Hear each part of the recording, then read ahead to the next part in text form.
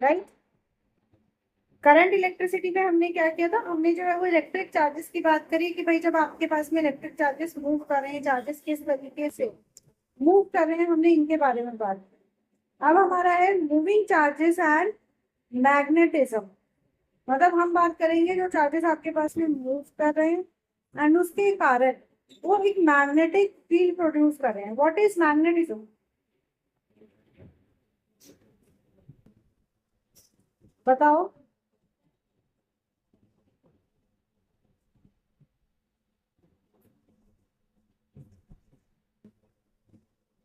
ये क्या होता है, इस हाथ से क्या समझू मैं। मैग्नेटिज्म यानी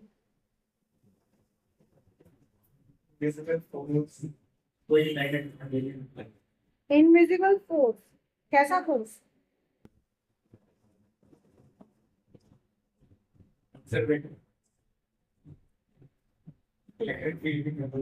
अट्रैक्टिव फोर्स बेसिकली।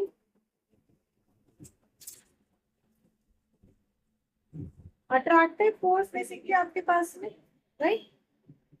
तो हम अट्रैक्टिव फोर्स की बात कर रहे हैं आपके पास।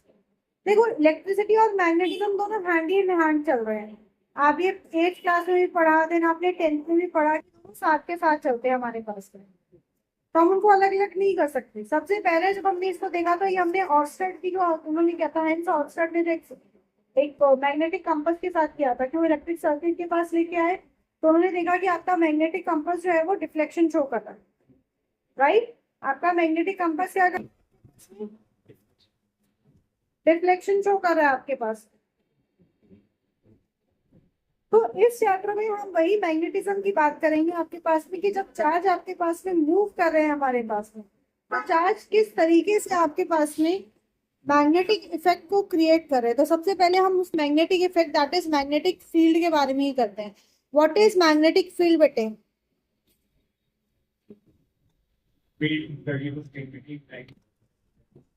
लाउडर। एरिया जहाँ तक मैग्नेटिक इफेक्ट एक्सपीरियंस हो सकता है, कोई मैग्नेटिक। चलो देखो बात करते पहले हम इलेक्ट्रोस्टैटिक से ही लेके चलते हैं। हमने इलेक्ट्रोस्टैटिक किया, दैट इज हमने किसकी बात करी, हमने एक स्टैटिक चार्ज की बात करी। सो this is a point charge Q, ठीक है।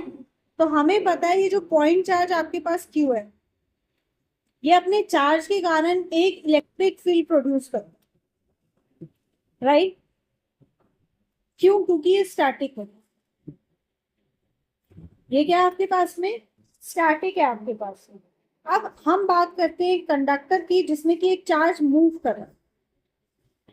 हम बात कर रहे हैं कंडक्टर की जिसमें कि आपके पास में एक चार्ज मूव कर रहा है। अब जब ये चार्ज आपके पास इस कंडक्टर में मूव कर रहा है, तो इस मोशन के कारण इस कंडक्टर में आपके पास क्या मिल जाती है, मैग्नेटिक फील्ड। मतलब अगर आपके पास में रेस्ट में स्टैटिक है तो आपके पास क्या प्रोड्यूस करता है, इलेक्ट्रिक फील्ड। और वही चार्ज जब मूव करने लग जाएगा तो क्या प्रोड्यूस करेगा, मैग्नेटिक फील्ड। आपके पास क्या प्रोड्यूस करेगा, मैग्नेटिक फील्ड। जो आप बोल रहे हो वो है मैग्नेटिज्म की। मैग्नेट को रखा तो अपने आसपास जो आपके पास में वो एक सराउंडिंग फोर्स लगा रहे हैं, मैग्नेटिक फोर्स लगा रहे हैं, वो उसकी मैग्नेटिज्म, ठीक है। हम बात करें मैग्नेटिक फील्ड की किसके कारण, भाई आपके पास एक मूवमेंट ऑफ पार्टिकल के कारण। किसके कारण, मूवमेंट ऑफ पार्टिकल के कारण। कि जब किसी भी कंडक्टर में एक चार्ज पार्टिकल आपके पास में मूव करता है तो उसके चारों तरफ आपके पास में एक ऐसी फील्ड हो जाती है जिसमें कि वो दूसरे पार्टिकल को या कोई भी सेम प्रॉपर्टी लाइक मटेरियल को अट्रैक्ट करता है। ऐसे ही जैसे एक मैग्नेट को आप रखोगे अपने आसपास जो है वो सेम प्रॉपर्टी होगी उसको अट्रैक्ट करता है, तो उसे क्या कहते हैं आपके पास में, मैग्नेटिक फील्ड। मतलब जिस एरिया तक वो अपने मैग्नेटिक इन्फ्लुएंस को दिखा सके। समझ में आ रही है बात। Thus area surrounding this conductor to which it can influence, वो इन्फ्लुएंस कर सकते हैं अपनी स्ट्रेंथ के कारण, उसे कहते हैं हम क्या, मैग्नेटिक फील्ड। क्या कहेंगे आपके पास में, मैग्नेटिक फील्ड। तो डिफाइन कैसे करेंगे, डिफाइन करते हैं the space in the surroundings the space in the surroundings of a magnet or a current carrying conductor, a current carrying conductor in which its magnetic influence can be experienced. भाई जिसमें आप उसके magnetic influence को experience कर सकते हैं उसे क्या कहेंगे, उसकी मैग्नेटिक फील्ड। क्या कहेंगे, magnetic field. What is the SI unit of magnetic field? That is force my dear. Tesla denoted by capital T. SI unit क्या है आपके पास में? टेस्ला, जिसको आप सिंबॉलिक रिप्रेजेंटेशन करते हैं कैपिटल टी से, and this is written as weber per metre square. क्या लिख सकते हैं? Weber, weber is capital W per metre square. क्यों? सराउंडिंग में लग रही है, पर यूनिट एरिया लग रही है आपके पास में, तो this is noted bye वीबर per metre square. या फिर अगर इसको फोर्स के टर्म्स में लिखें तो क्या लिखेंगे आपके पास में? इसको लिखेंगे हम newton ampere inverse metre inverse. समझ में आई बात? और इसी का सीजीएस होता है cos. Now don't confuse this with that Gauss theorem, वो डिफरेंट है। बस इसकी सीजीएस यूनिट है आपके पास में गॉस, आपके पास जैसे न्यूटन की डाइन है आपके पास में, and one gauss is equals to, या one tesla is equals to 10 to the power 4 cos। Clear? कॉस्टेक साहब ने सबसे पहले एक्सपेरिमेंट किया था इसके लिए। उन्होंने एक्सपेरिमेंट किया उससे उन्होंने यही चीज कंक्लूड करी जो आपको बताया मैंने अभी आपको, कि एक करंट कैरिंग सर्किट के पास में आप कंपास निडल लेके आए तो वो कंपास निडल जो है वो डिफ्लेक्शन शो करता है। आपका पॉजिटिव से नेगेटिव की तरफ जा रहा है तो एक डायरेक्शन में आपका डिफ्लेक्शन शो कर रहा है। जैसे ही आपने टर्मिनल चेंज किया उसका डिफ्लेक्शन भी चेंज हो जा रहा है आपके पास। और अगर आप स्विच को ऑफ कर दे रहे हैं तो वो नॉर्मल पोजीशन पे वो कोई डिफ्लेक्शन शो नहीं कर रहा है। ये जो डिफ्लेक्शन इसने शो किया यही हमें बताता है कि मैग्नेटिक फील्ड आपके पास में प्रोड्यूस हो रही है। समझ में आई बात? इस मैग्नेटिक फील्ड की डायरेक्शन हमने उस वक्त में हम कैसे अलग तरीके से निकाल सकते हैं, तो अब हम उसी पे करेंगे कि जो मैग्नेटिक फील्ड प्रोड्यूस हुई वो है कितनी। Magnetic field due to a current carrying element, a current carrying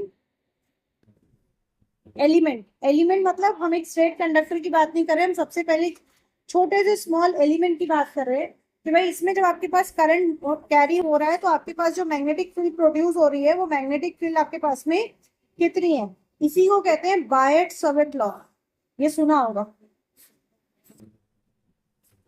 school में हो गया आज कराया। तो इसी को कहते हैं हम क्या, बायट सवेट लॉ। बायट सवेट लॉ क्या कहते हैं आपके पास में?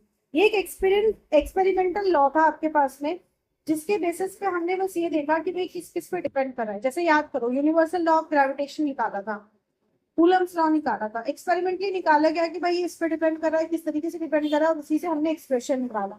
सेम वे आपके पास में बायट सवेट लॉ है हमारे पास में। देवर टू पर्सन्स जो इसमें इन्वॉल्व थे, बायट एंड सवेट, ये दो अलग अलग पर्सन है जो इसमें इन्वॉल्व थे। उन्होंने मिलकर जो है वो इस मैग्नेटिक फील्ड के लॉ को जो है वो कैरी ऑन किया था। तो इन्होंने इसके लिए लिया था एक पार्ट ऑफ कंडक्टर, मतलब इन्होंने पूरा कंडक्टर नहीं लिया, इन्होंने कंडक्टर का जो है वो एक पार्ट लिया।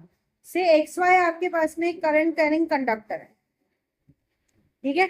Late X Y be a current carrying conductor. ये आपके पास में करंट कैरिंग कंडक्टर है और इस कंडक्टर में कहा कि भाई आई आपके पास में एक करंट है जो इसमें सप्लाई है। आई क्या आपके पास, this is the current in the conductor, this is the current in the conductor. और हमने इसका कंडक्टर का एक इनफाइनाइटली स्मॉल एलिमेंट ले लिया, से डीएल। क्या लिया आपने? एक इनफाइनाइटली स्मॉल एलिमेंट ले लिया आपने, infinite small element of conductor हमने ले लिया, क्योंकि अब इसमें करंट पास हो रहा है, मतलब इसमें चार्ज पार्टिकल मूव कर रहे हैं। दैट मीन्स क्या होगा, एक फील्ड प्रोड्यूस हो रही होगी। स्मॉल चार्ज एलिमेंट लिए तो हम स्मॉल मैग्नेटिक फील्ड की बात करते हैं, लेट दिस बी डीबी। ये आपके पास मैग्नेटिक फील्ड है, मान लो आपके पास कोई एक पॉइंट पी है, इस पॉइंट पे इस करंट कैरिंग कंडक्टर के कारण जो फील्ड एक्सपीरियंस हो रही है उसको ले लेते हैं हम डीबी। ठीक है, तो DB is the magnetic field at point and यहां से यहां तक का डिस्टेंस ले लेते हैं R. R is the distance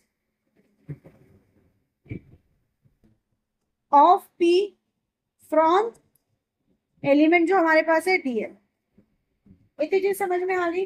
अब आओ बायट सावर्ट लॉ पे। अब बायट ने क्या कहा ना, अकॉर्डिंग टू बायट सावर्ट, हाँ बेटा bye bye, according to Biot Savart law ये क्या कहता है, ये कहता है the magnitude of magnetic field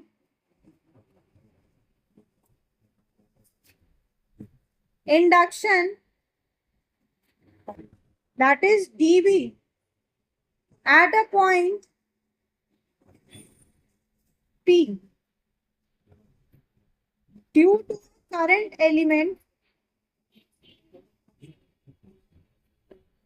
depends on, कहते हैं ये जो आपके पास मैग्नेटिक फील्ड इंडक्शन है dB, करंट एलिमेंट के कारण ही किस पे डिपेंड कर रहा है, कहते हैं dB is directly proportional to I। मतलब magnetic field is directly proportional to the current flowing in the conductor. कहते हैं भाई अगर करंट को बढ़ाओगे तो मैग्नेटिक फील्ड भी क्या हो जाएगी, इंक्रीज हो जाएगी। दूसरा कहता है DB is directly proportional to DL, मतलब मैग्नेटिक फील्ड डायरेक्टली प्रोपोर्शनल है लेंथ एलिमेंट के। आपके पास लेंथ एलिमेंट बढ़ेगा तो मैग्नेटिक फील्ड भी क्या हो जाएगी, बढ़ जाएगी आपके पास में, राइट। अब इसका इसके साथ जो एंगल बन रहा है, लेट दिस बी थीटा। ये क्या है आपके पास में, थीटा। इसके नॉर्मल के साथ अगर हम बनाए तो ये क्या है, थीटा आपके पास। कहते हैं this DB is directly proportional to sine theta.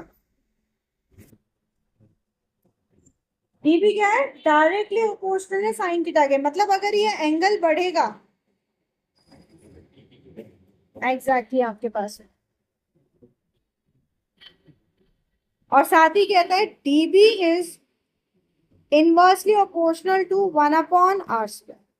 Magnetic field inversely proportional है square of the distance element. आपके पास जो पॉइंट P का डिस्टेंस है आपके पास में, उसके स्क्वायर की जो है वो डायरेक्टली आपके इनवर्सली आपके पास में प्रोपोर्शनल है आपके पास, right. So what does this shows that dB is proportional to I dl sin theta upon r². Now this relation is known as Biot-Savart law. This is known as Biot-Savart law, that dB is proportional to I dl sin theta upon r² आपके पास में। अगर हमने इसको conductor को place किया in air, conductor is place in air और vacuum, आपने एयर और वैक्यूम में इसको प्लेस किया तो what does this happen, this becomes dB equals to μ0 upon 4 pi I dl sin theta upon r²। Proportionality constant बताया, this is your proportionality constant. ये क्या आपके पास में, proportionality constant, that is this is the permittivity of the free space. ये क्या है, permittivity of free space है आपके पास में। This μ0 is the permittivity of free space आपके पास, और इसकी वैल्यू कितनी होती है, this mu naught is equals to 4 pi into 10⁻⁻7 tesla metre per M. ठीक है। Okay, what will be the dimension formula, क्या आप बता सकते हैं निकाल के? बताओ फटाफट, इसका डायमेंशन फॉर्मूला क्या होगा? M T minus two A inverse. ओ बेटे, डीएल का एल कितने है? मैग्नेटिक फील्ड होता है, हाँ, तो इसकी but this is magnetic field per unit area. अपने सराउंडिंग में है ना, तो पर यूनिट एरिया में भी तो जाएगी आपके पास में, वापस से निकालेंगे बाद में। अभी तो मैं आपको बता रही हूँ इसका डायमेंशन फॉर्मूला। सो इसकी डायमेंशंस क्या है आपके पास में? इसके डायमेंशंस है आपके पास N L T minus two A minus two. Okay, यही की आपकी डायमेंशन आपके पास। तो अगर हम इसको वेक्टर फॉर्म में लिखें, इसका वेक्टर फॉर्म क्या हो जाएगा? डी बी इज हो जाएगा क्या? Sine theta yes, cross product आएगा, वेरी गुड। ये हो जाएगा आई डी एल, डायरेक्ट लिख दो फिर, आर अपॉन आर क्यूब, मतलब D L cross R upon R. मतलब आप इसको क्या लिख सकते हैं, वैक्यूम या एयर के लिए बात करें तो mu naught upon 4 pi I D L cross R upon R. समझ में आ गई बात? चलिए, बहुत अच्छी बात है। और अगर आप मैग्नेटिक फील्ड इंडक्शन निकालना चाहें, magnetic field induction fix point पे, ये तो हमने पूरा एक्सप्रेशन के लिए निकाला, एट पी के लिए निकालना चाहे क्या करेंगे? इंटीग्रेट कर देंगे। This B will be integration of mu naught upon 4 pi I D L cross R upon R cube, जिसमें आप क्या कर सकते हैं, म्यू नॉट अपॉन 4 पाई को बाहर ले लीजिए, क्रॉस प्रोडक्ट को वापस चेंज कर देते हैं, ये हो जाएगा I D L sine theta upon are square. Yes और नो? ठीक है। अच्छा, अब यहां से अगर देखो आप, तो हमें पता है चार्ज डेंसिटी,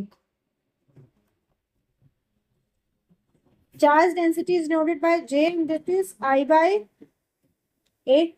स्मॉल एलिमेंट के लिए निकालेंगे, आपके पास में क्या है? डीएल है ना, तो I D L by A D L लिख सकते हैं इसको। What is A D L? Area into volume.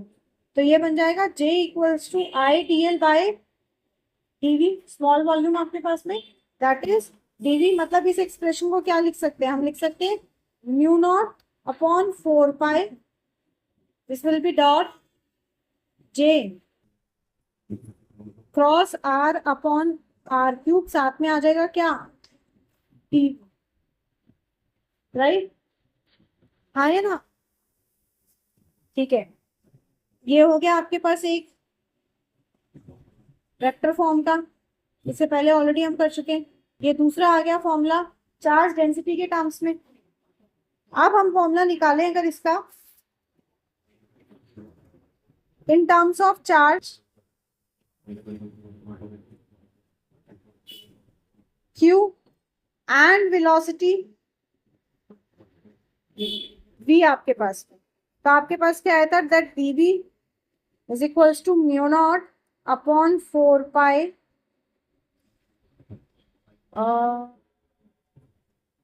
क्या लिख सकते हैं? I D L cross R upon R cube. अब हमें इसको q और v वेलोसिटी के टर्म्स में लिखना है। ठीक है, तो I D L can be written as q by D T D L, मतलब आई क्या होगा? q by D T. Small element के लिए निकाले, that is I D L equals to q by D T और into में D L. Clear है? अब हमें क्या चाहिए? हमारे पास क्या है? डीएल है यहाँ पे, तो हम निकाल लेते हैं भाई यहाँ से आपके पास में। इसको क्या लिख सकते हैं? Q DL by D T, and what will be DL by D T? This will be V velocity, change in length per unit time, Q V हो जाएगा आपके पास।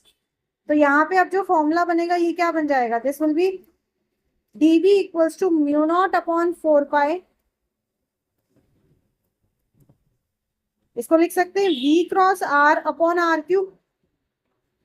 तो ये आ गया वेलोसिटी और चार्ज के टर्म्स में, राइट। क्यों कितने चला गया मेरा, ठीक है, क्लियर है ना पक्का, ठीक है। अब इसी से हम मैग्नेटाइजिंग फोर्स के लिए निकालें, या जिसे मैग्नेटाइजिंग इंटेंसिटी भी कहा जाता है, मैग्नेटाइजिंग इंटेंसिटी H आपके पास में, ठीक है। ये क्या हो जाएगा, this will be DH equals to dV upon mu naught, कि पर यूनिट आपके पास में परमिटिविटी स्पेस में कितना है आपके पास, तो dV upon mu naught bye bye bye, बेटा करके आना जैसे आज किया था। दिस विल बी 1 अपॉन, सुन आयुष, उस रूम में जो भैया है ना उनको बोलो अब इधर आ जाएंगे। This will be 1 upon 4 pi I D L cross r upon r cube.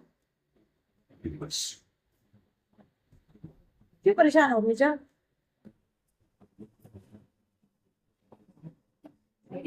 Bye बेटा bye bye. This will be 1 upon 4 pi IDL, vector में लिखे तो r cap upon r square लिख सकते हैं इसको यूनिट वेक्टर के टर्म्स में। तो ये क्या बन जाएगा, that dh equals to 1 upon 4 pi IDL sine theta upon r square, ठीक है। तो मैग्नेटिक इंटेंसिटी अगर आपके पास बोले तो dh आपके पास क्या आ जाएगी, 1 upon 4 pi IDL sine theta upon r square, आपके पास याद रहेगी बात। चलो 1 मिनट आप इसको खुद डिवाइस, हमने किया मैग्नेटाइजिंग इंटेंसिटी, राइट। लास्ट हमने ये किया था magnetising intensity, that is dh equals to 1 upon 4 pi IDL sine theta upon r square आपके पास। तो हमने बाइट-सेवर्ट लॉ से 2-3 फॉर्मूलाज निकाल लिए, वेलोसिटी के टर्म्स का अलग निकाल लिया, वेक्टर फॉर्म का आपने अलग निकाल लिया, ये 2-3 आपने जो है वो फॉर्मूलाज निकाल लिए। अब जरा आते हैं हम कि बाइट-सेवर्ट लॉ हमें क्या क्या बता रहा है, what are the features of Biot Savart law. क्योंकि जब आप रीजनिंग करते हैं ना, रीजनिंग इन्हीं बेसिस पे होती है। तो फीचर्स ऑफ बाइट-सेवर्ट लॉ बताना चाहेंगे। Yes.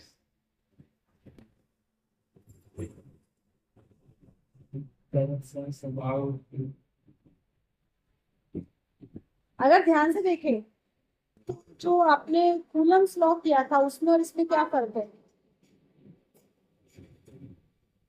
बस इतना कि वो चार्ज एलिमेंट पे था, ये करंट एलिमेंट, राइट। सो सबसे पहली चीज तो this is analogous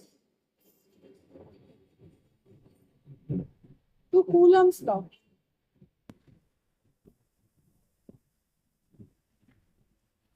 in electrostatics, this is analogous to Coulomb's law in electrostatics आपके पास में। सेकेंड, हमने जब लिया आइडियल फैक्टर आपके पास और जब हमने इसको साइन को किया हमारे पास क्रॉस प्रोडक्ट आया, राइट। दैट मीन्स व्हाट, अगर हम dB की बात करें तो dB की डायरेक्शन की बात करें तो डायरेक्शन ऑफ dB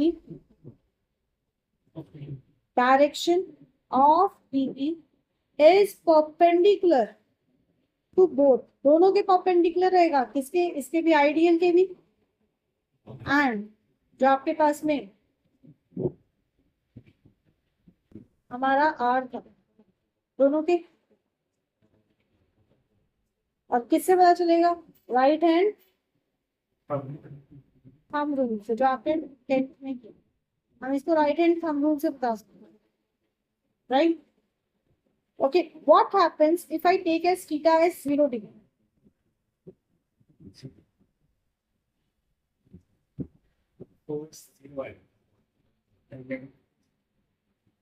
यस, अगर मैंने लिया थीटा 0 डिग्री, थीटा क्या था आपके पास, पोजीशन वेक्टर और इसके बीच का एंगल आपके पास, जो हमारे पास कंडक्टिंग वायर है आपके पास, अगर मैंने थीटा लिया 0, that means P lies on the axis of this, right.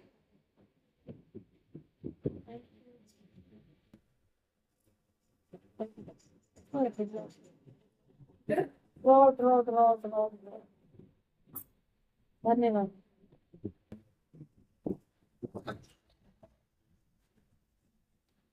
बस मुझे आ रही है तुम्हारी थीटा अगर हमने जीरो लिया था तो मतलब क्या हुआ, P is not there, P is somewhere on this axis, right. तो थीटा अगर आपने जीरो लिया that means P lies on axis of linear conductor.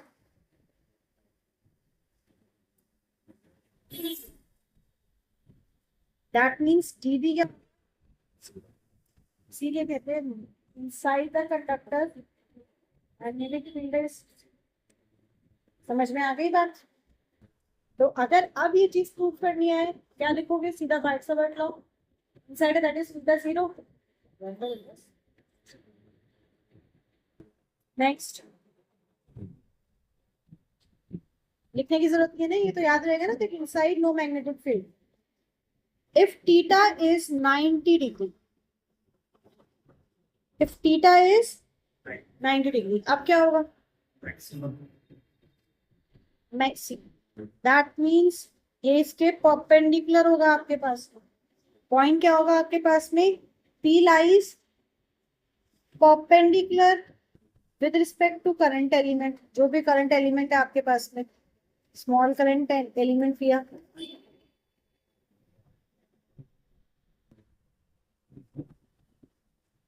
Then dB equals to mu naught upon 4 pi I dl upon r square हो जाएगा, and this will be maximum, ठीक है। And if theta is 180 degree then 0, that will be minimum।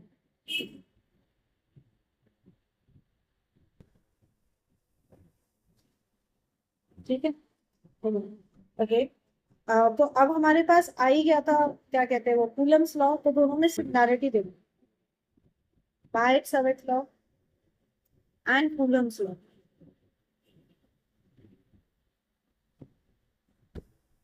कुछ similarities है, कुछ differences हैं आपके पास में। डिफरेंसेस को दिख जाते हैं, सिमिलैरिटीज की पहले बात, या दोनों ही कर लेते हैं हम, चलो कंबाइन वे में करते हैं। मैं ना सिमिलैरिटी बोल रही ना डिससिमिलैरिटी बोल रही। बताइए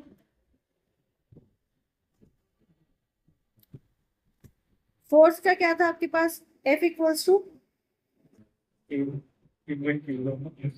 K Q1 Q2 upon R square, and what is K,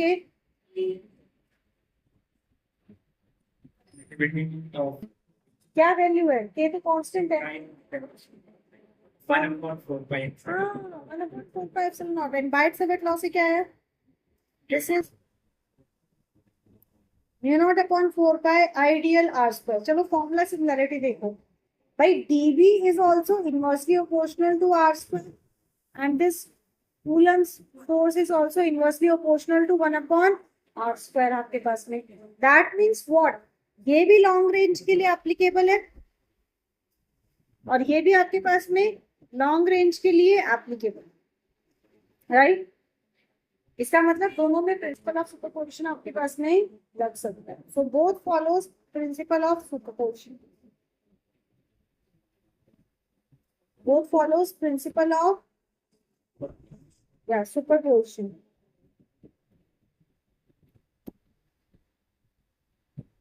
ठीक है, मतलब मैग्नेटिक फील्ड भी आपके पास लीनियर कंपोनेंट है और टुवर्ड्स द करंट एलिमेंट, और आपके पास इलेक्ट्रिक फील्ड भी यहाँ पे लीनियर कंपोनेंट है टुवर्ड्स द चार्ज एलिमेंट आपके पास। नेक्स्ट बताओ,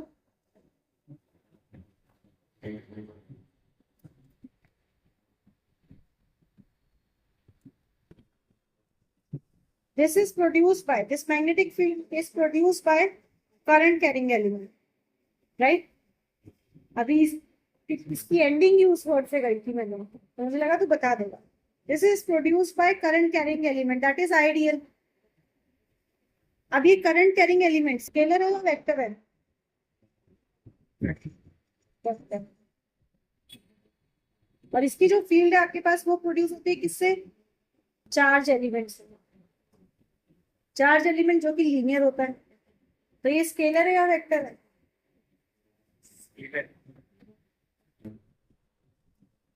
scalar, charge is scalar but current is sorry vector. याद रहेगी बात। नेक्स्ट और बताइए।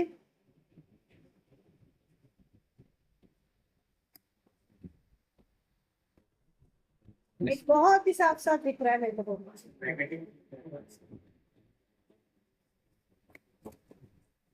तो और अच्छे से दिख जाना चाहिए तुझे।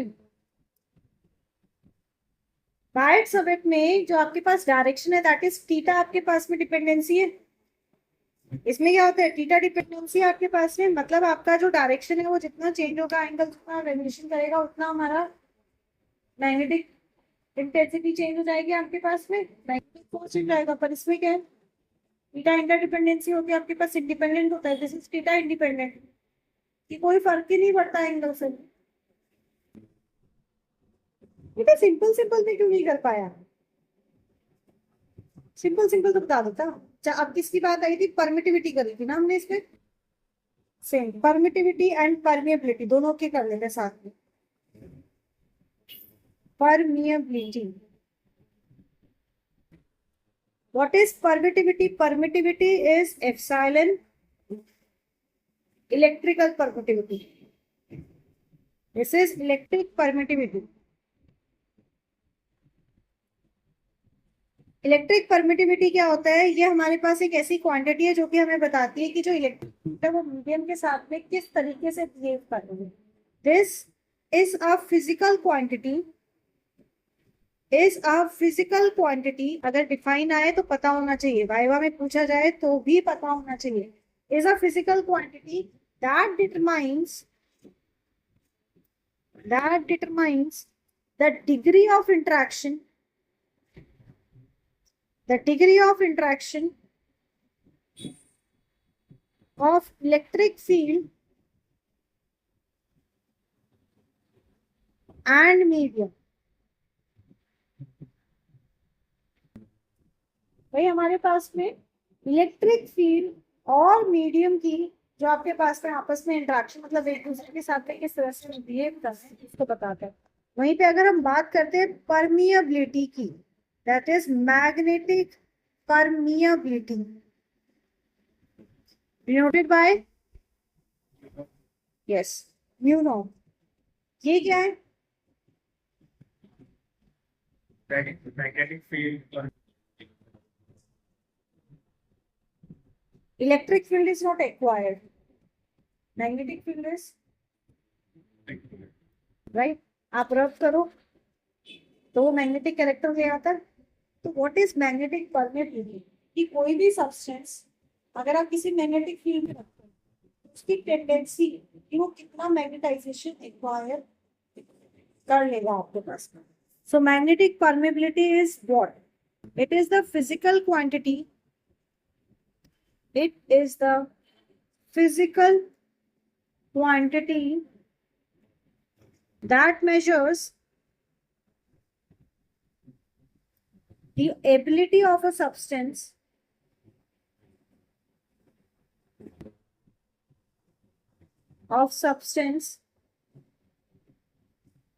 to acquire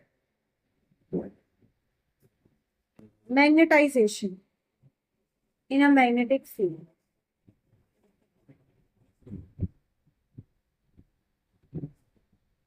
Magnetic field,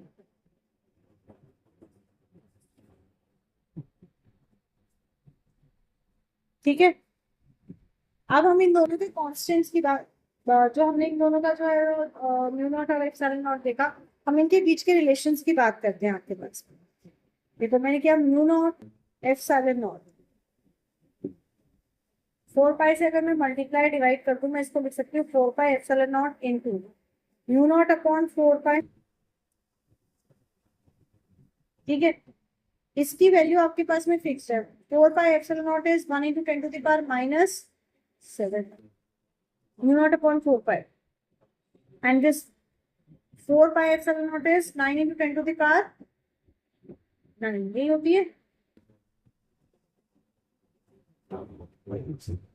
1/4 pi epsilon not is 9 into 10 to the power 9। तो मैं 4 पाई को क्या लिख सकती हूँ, 1/9 करके लिख सकती हूँ। And mu naught upon 4 pi is 1 × 10⁻⁷। अगर आप इसको सिंप्लीफाई करो तो आ जाएगा 1/9 इंटू -7 नीचे चला जाएगा, 9 + 7 इज 16। आप इसको क्या लिख सकते हो, 3 × 10⁸ का square. And what is this, कहीं पढ़ा है ये वर्ड, इसका कोई एक्सप्रेशन की वैल्यू नहीं। एग्जैक्टली क्या लिख सकते हैं, 1/6। And this is constant always, right. तो इनका भी रिलेशन क्या आ गया आपके पास में कि भाई ये दोनों की वैल्यू हमेशा, इनका रिलेशन यही है कि this is always equals to a constant that is 1/c। याद रहेगा।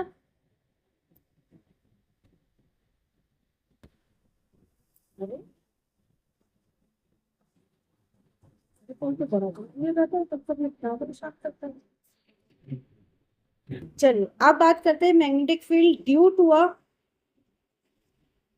करंट कैरिंग, जो मैंने आपको क्वेश्चन दे दिया था पर मैंने आपको कराया नहीं था उस टाइम। करंट कैरिंग कंडक्टर,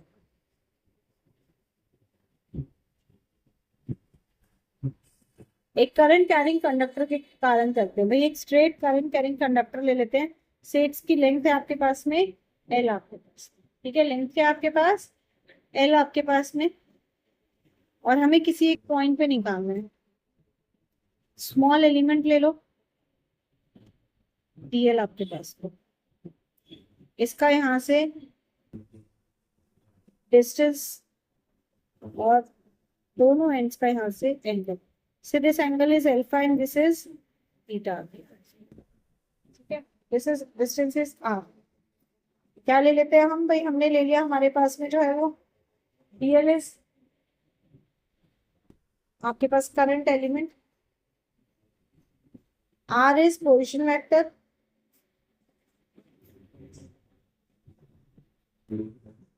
ठीक है। हमने इनफाइनाइट लिया नहीं लिया, हमने लेंथ लिया, length of conductor, for a finite length की बात कर रहे हैं, लेंथ ऑफ अ कंडक्टर। तो भाई बायट-सैवर्ट लॉ ही देखेंगे क्या आ जाएगा, b equals to this will be mu naught I upon 4 pi r, ये हो जाएगा sine alpha plus sine beta, दोनों का angle sine alpha plus sine beta. अगर आपको डायरेक्शन निकालनी है मैग्नेटिक फील्ड तो कैसे निकालेंगे, निकालते किससे, राइट हैंड पकड़िए से। अब आप मुझे बताओ क्या होगा आपके पास में डायरेक्शन, करंट की direction this by right hand, direction क्या होगा मैग्नेटिक फील्ड का, इसका इनवर्ड और आउटवर्ड, इनवर्ड। बस फिर क्यों कंफ्यूज जाता हूँ, direction of magnetic field is inward.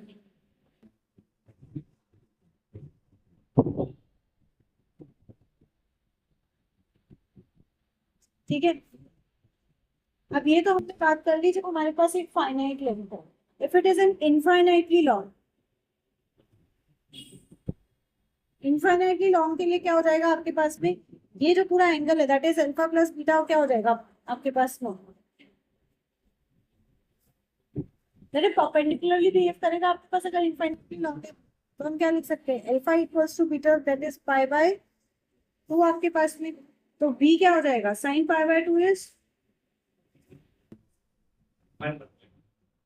1 भाई। तो क्या शॉक दे रहा है मुझे अचानक से, यू नॉट अपॉन हो जाएगा 2 πr, 4 πr क्या आ जाएगा आपके पास में 2 पाई। समझ में आ गई बात, याद रहेगा। अब आ जाओ क्वेश्चन पे जो कल आपको दिया था, और अब आप मुझे बताएं क्या दिया था आपको, दिया था कि एक करंट है, a current 10 ampere is flowing east to west, यही दिया था ना, in a long wire horizontally in east-west direction।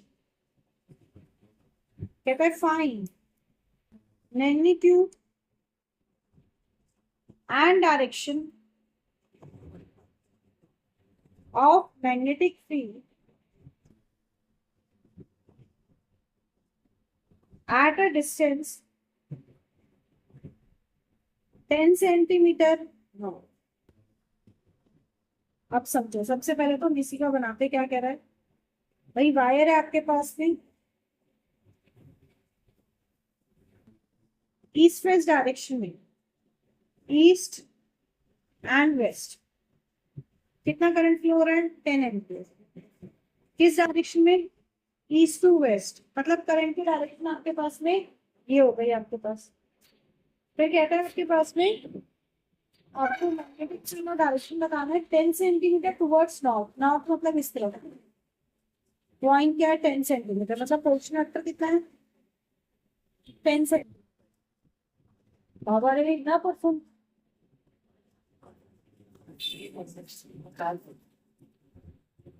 नया चक्र करने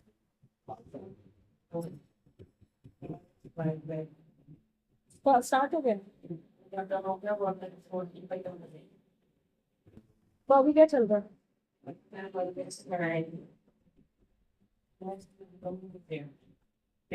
तो वो कर लेते हैं पहले, तो चल हाँ, तो फिर वो साथ में रिवाइज हो जाएगा ना तेरा, इसलिए बोल रही हूँ। ओके, तो आपके पास में जो है वो बोला एक्स एक्सिस के अलोंग रखा है, सॉरी ईस्ट वेस्ट डायरेक्शन में रखा है आपके पास में, that is it is infinitely long. आपके पास इनफाइनाइटली लॉन्ग है तो बी इक्वल्स टू क्या होगा, mu naught I upon 2 pi R. क्यों, क्योंकि आपके पास alpha beta pi by two हो गया आपके पास में, है ना। तो ये आपके पास क्या बन जाएगा, 4 पाई इंटू 10⁻⁻7 इंटू आई कितना है 10 whole upon 2 pi into R कितना है 10, पर 10 सेंटीमीटर में मीटर में कर देंगे तो 10 इंटू 10⁻⁻, राइट।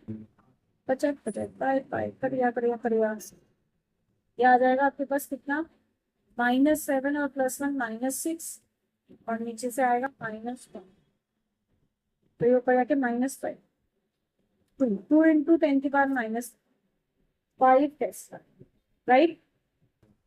यही आ रहा है, आया था नहीं, क्योंकि उस वक्त इनफाइनाइटली लॉन्ग नहीं कराया था ना, सबको हमने सिर्फ स्मॉल एलिमेंट के लिए किया था। अच्छा, अब डायरेक्शन बताओ आप मुझे, इसकी डायरेक्शन क्या हो,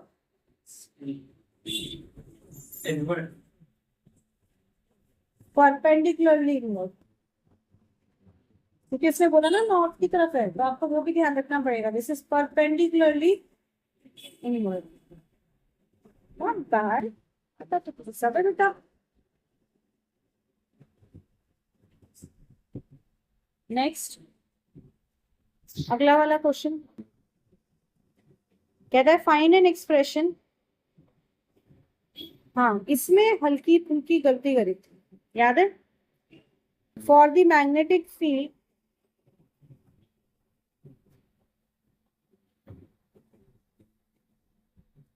at the center of coil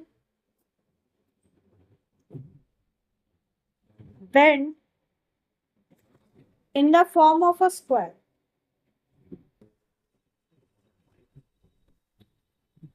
of side 2a, मतलब कैसा होगा, से स्क्वायर बना तो नहीं पर समझ लो ये square, side stand 2a 2a 2a 2a, centre में बोल रहा है,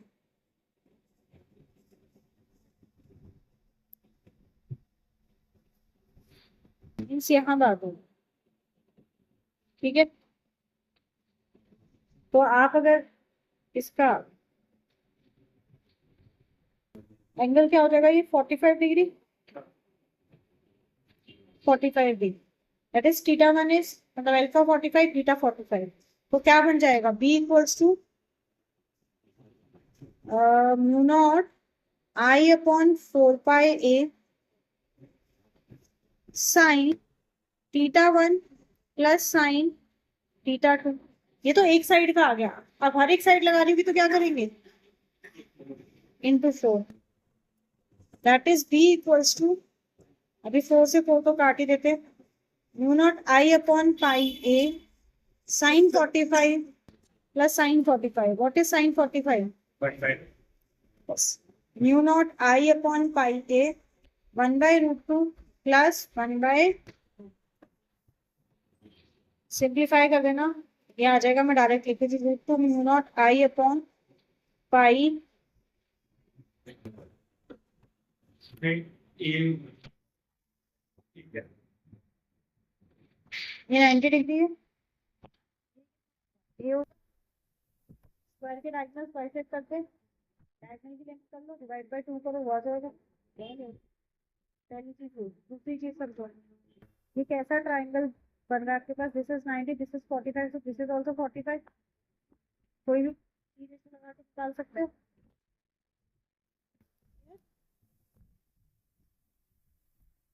अब अगला कराऊं या आज के लिए इतना ही छोड़ेंगे, करा दो। Magnetic field on the axis of a current carrying circular loop। मतलब हमारे पास एक सर्कुलर लूप भी है, एक सर्कुलर लूप है, मान लो इसका रेडियस आपके पास ए है, इस सेंटर है, इसका रेडियस आपके पास में क्या है, ए है आपके पास में। Its axis somewhere here is a point, यहाँ निकाल। क्या ट्राई करना चाहेंगे?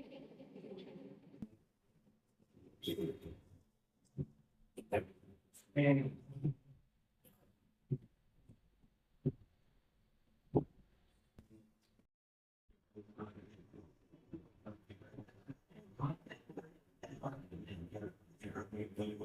मान लेते एक सर्कुलर लूप है जिसका रेडियस ए है, A is radius of loop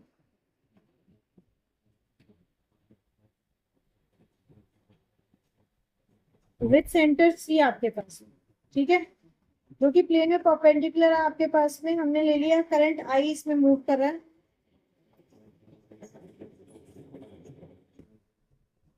ठीक है, करंट आई मूव कर रहा है, दिस इज द डायरेक्शन। यहाँ पे स्मॉल एलिमेंट ले लेते हैं डी, कहीं भी ले लो, दोनों तरफ ले लो।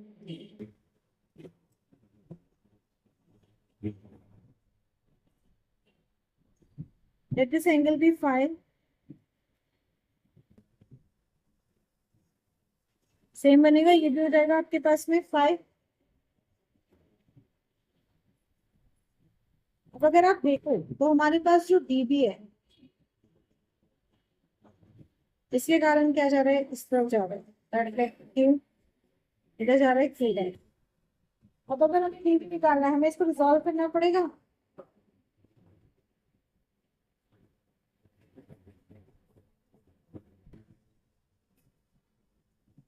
दिस विल बी 5, ये हो जाएगा डीबी साइन 5, डीबी कॉस 5, ये भी डीबी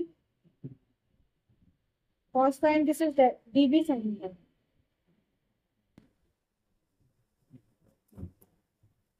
ठीक है,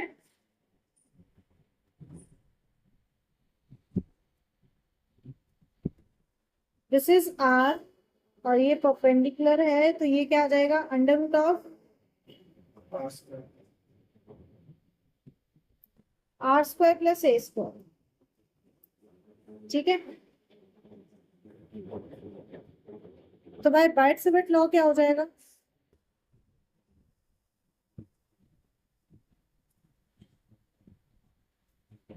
बाइट से बिट लॉ क्या हो जाएगा आपके पास में, that dB equals to mu naught upon 4 by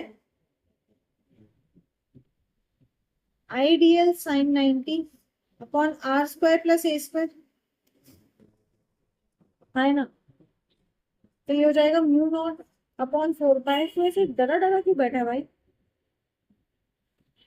sine 90 is 1, हो जाएगा I dl upon are square plus a square आपके पास में। तो बी क्या हो जाएगा, अगर हम बी निकालना चाहें ओवरऑल इस पूरे में, तो यहाँ पे आपके पास जो डीबी कॉस फाई और ये डीबी कॉस फाई दोनों एक दूसरे को बैलेंस कर रहे हैं, ये तो चले गए, आपके पास बचा क्या, sine phi.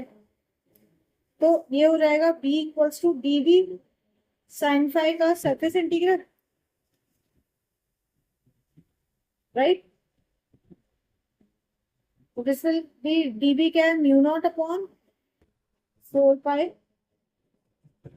IDL upon are square plus a square. अगर आप इस ट्राइंगल से साइन फाई निकालो, क्या आएगा, साइन फाई निकाला होगा ना, A by under R square plus S. तो ये हो जाएगा a upon under root r square plus a square.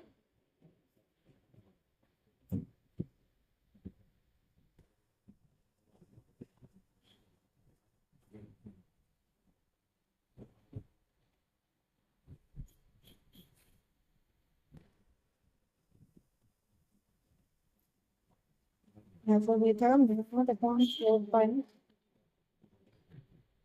ideal r square plus a square, this was a upon under root r square plus a square, under root r square plus a square और r plus a square हो जाएगा क्या, Square plus B square is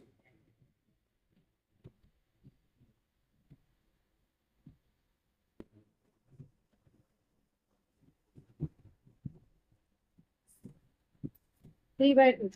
constants को बाहर ले लेते हैं, mu naught upon 4 pi i upon are square plus a square whole power 3/2 surface integral of ए।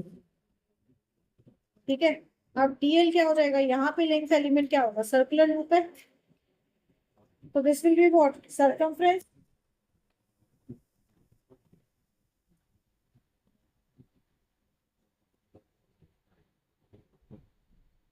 हो जाएगा i upon are square plus a square 3/2 that is l, l की जगह क्या लिख सकते हैं डायरेक्टली हम, 2 पाई ए।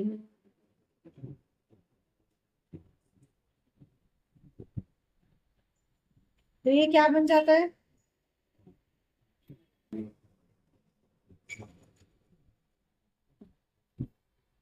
Are square plus a square whole power 3/2 for single term. अगर मान लो फॉर एन टर्म्स, ये आएगा आपका सेम स्टेप्स, वही तो देखिए क्या कर रहा हूँ। तो फॉर एन टर्म्स के लिए करेंगे तो क्या हो जाएगा, mu naught N I a square whole upon 2 R square plus a square 3/2। ठीक है, डायरेक्शन की बात करें, डायरेक्शन एक्सिस रहेगा आपके पास, जब डायरेक्शन ऑपोजिट करेंगे तो ये इसका क्या रहेगा, एंटी क्लॉकवाइज। ग्राफिकली रिप्रेजेंट करें तो दिस विल बी, नेक्स्ट हो जाएगा आपके पास mu naught N i upon 2,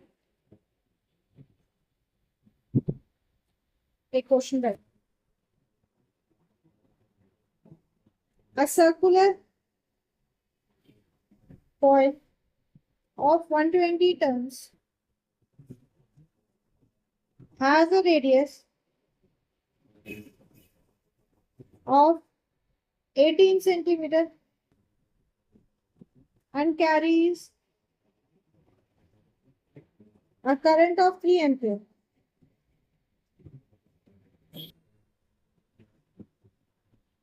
What is the magnitude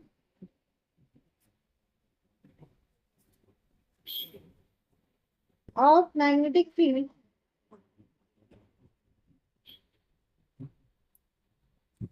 at a point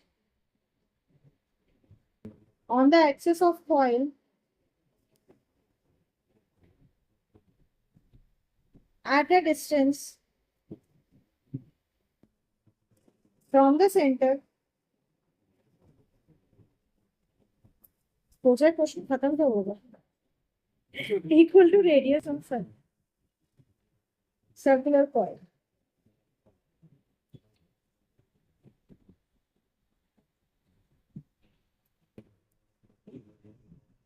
जगह b equals to mu naught ni a square upon 2a square plus r square 3/2 है ना. तो 4 pi into 10 to the power -7 into n is 120. आई हो जाएगा 3 into 10 18 centimetre है ना. तो ये हो जाएगा 3 into 0.18 का square whole upon 2 a square. A कितना है 0.18 स्क्वायर प्लस 0.18 3/2. ये आंसर आ रहा है बेटा कैलकुलेट करके 4.4 into 10 to the power -4 tesla. बड़बड़े वहाँ A square plus B. ध्यान रखना पड़ेगा बेटा. इसी टॉपिक पे घर से रिवाइज